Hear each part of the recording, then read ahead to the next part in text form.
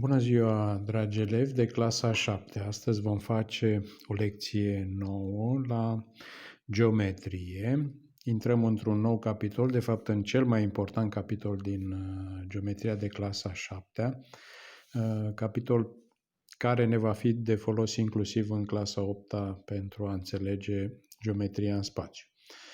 Capitolul acesta, hai să scriem și noi, capitolul 3, se cheamă, eu scriu pe scurt, da? Relații metrice în triunghiul dreptunghic. Relații metrice în triunghiul dreptunghic.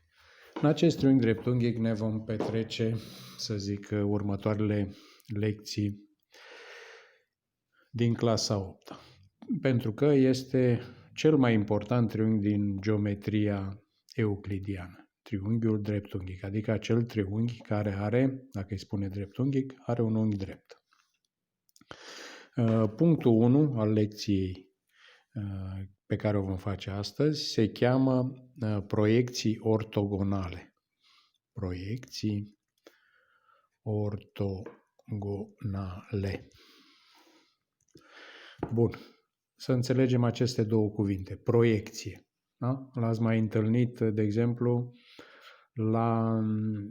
când mergem la un film, da? La mall. Acum se merge la un film la mall.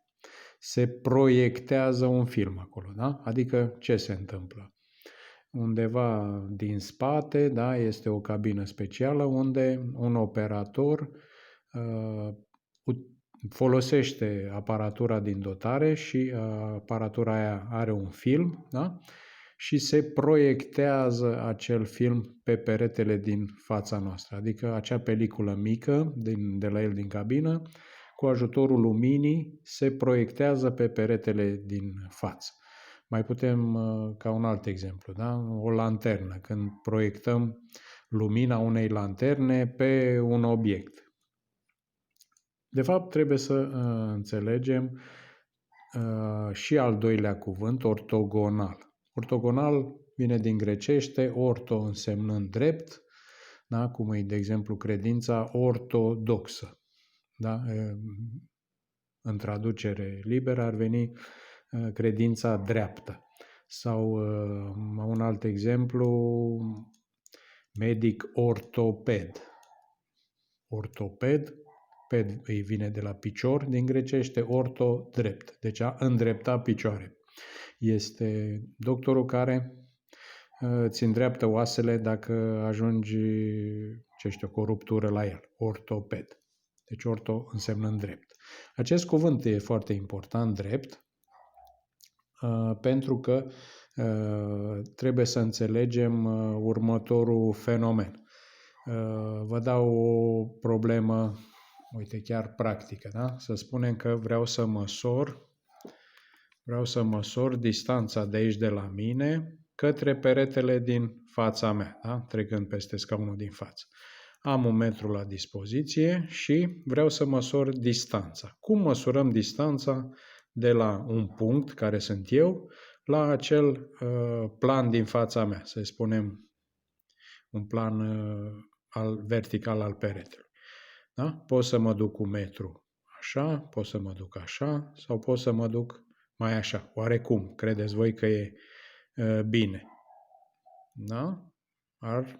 Ar trebui să măsurăm, pentru a afla distanța corectă, cum spunem în limbaj obișnuit, să măsurăm drept. Bun, am măsurat drept. Cuvântul ăsta drept, în geometrie, înseamnă, de fapt, unghi drept. Unghi de 90 de grade. Bun, ia să facem acum și pe hârtie. Să zicem, avem 2 puncte, da? 2 puncte pe planul nostru, pe desenul nostru și vrem să măsurăm distanța între cele 2 puncte, A și B. Cum procedăm? Da? Avem metrul nostru sau rigla sau ce avem noi și ca să măsurăm distanța, punem efectiv metru de la A până la B și măsurăm în unitățile de măsură corespunzătoare, în milimetri, în centimetri, în metri, cum or fi. Da? Deci, între 2 puncte e ușor. Distanța se află măsurând efectiv distanța, lungimea dreptei AB. Da? Deci distanța între A și B este lungimea acelei drepte AB. Bun. Ce ne facem acum dacă vrem să aflăm distanța de la un punct la o dreaptă? Da? Punctul și dreapta fiind separate. Cum măsurăm noi acea distanță? Deci cum punem metru sau rigla pe desenul nostru? Unim punctul acela, să-l notăm cu A, da? Deci trecem rigla prin punctul A, dar cum? Cum am zis mai înainte, drept. Înseamnă că trebuie să ne ducem drept, cu un unghi drept pe dreapta noastră. Și atunci folosim scula asta, care se cheamă echer, și care ce face? Face unghiuri drepte, unghiuri de 90 de grade. Da? Aici avem unghi drept, unghi de 90 de grade. Și atunci lipim una din fețele echerului pe linie și cealaltă față să treacă prin punct. Și atunci, dacă trasăm această dreaptă, asta este o dreaptă perpendiculară. Da? E o dreaptă, să-i spunem așa, se duce drept pe acea dreaptă din fața noastră notată cu D. Aceasta este distanța de la A la D mic, la dreapta noastră D mic. Da? Și acum avem decât să o măsurăm, cât o fi ea, 5 cm sau cât este, și asta e distanța. Dacă ne ducem strâmb, să zicem așa, dacă măsurăm așa, așa, așa sau așa sau așa, da? Acele linii nu mai reprezintă distanțe. Cum îs față de distanța noastră? Îs mai lungi. Și atunci se naște ideea principală că distanța de la un punct la o dreaptă este drumul cel mai scurt. Asta e cea mai scurtă distanță. Toate celelalte vedem că sunt mai lungi. Da? Deci ideea asta o veți trece pe caiet. Da? Distanța de la un punct la o dreaptă este drumul cel mai scurt la acea dreaptă. Bun. Acum să vedem cum notăm.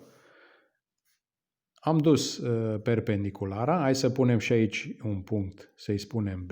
Acest punct B are o denumire, da? Deci B este piciorul perpendicularei din A.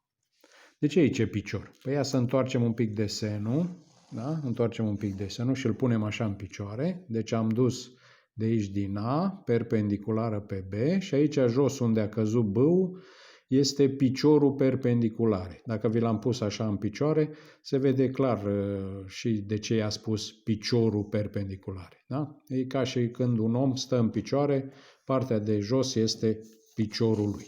Așa. Și acum scriem următoarea definiție. Proiecția ortogonală a unui punct pe o dreaptă este piciorul perpendicularei de la punct la acea dreaptă. O vom scrie această definiție. Da? V-am explicat mai înainte lucrul ăsta. Hai să facem și ceva practic, da? Adică, uite, de exemplu, avem punctul acesta, îl vedeți, ăsta de aici, da? De pe sfoară, și vreau să-l proiectez, acel punct, pe o dreaptă care e reprezentată de această baghetă. Da?